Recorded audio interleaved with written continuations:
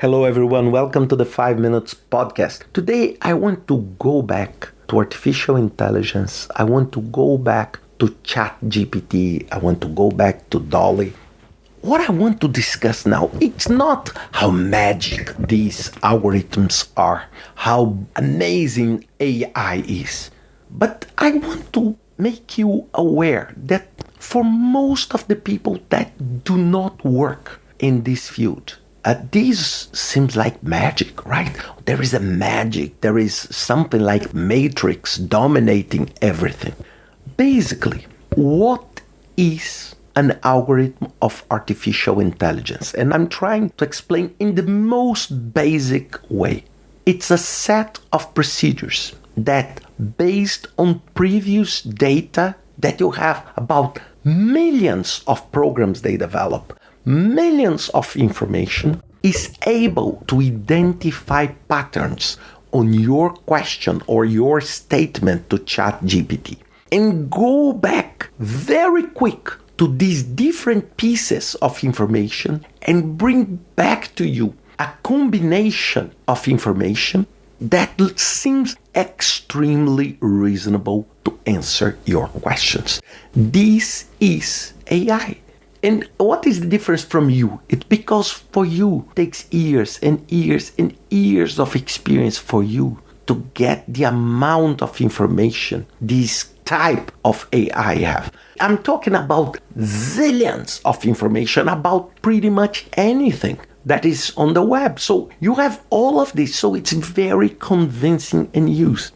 I spent a lot of time in the past. I started using ChatGPT, I would say in maybe the second week of December, probably, just after its public release.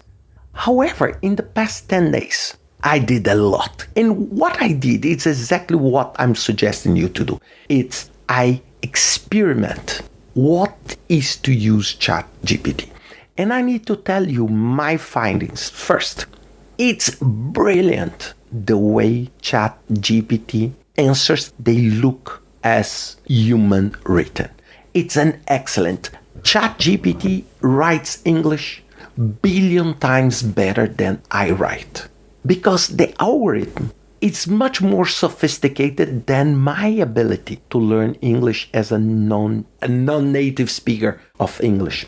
But for complex things, ChatGPT does mistakes. And does mistakes because it's not perfect. Let me give you an example. I gave ChatGPT a basic schedule. When I say basic, means a basic. I'm talking about 5 tasks with 5 durations, 3 links, and I said, please help me. How long does it take to execute this project? And the answer was wrong. Wrong. Because it didn't realize that 2 tasks were in parallel. And I'm saying this is just a simple example. Why? Because it's not perfect yet. Maybe 5 years from now it will be perfect, but now it's not. It works with collecting these pieces of information and trying to identify the patterns on this information to bring back to you the best possible information. So my feeling is that on easy, not very complex tasks or questions, ChatGPT does amazingly well.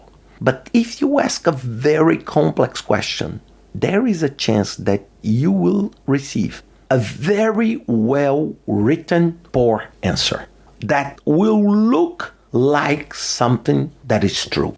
So you need to experiment. And why I want you to experiment? Because learning is a key.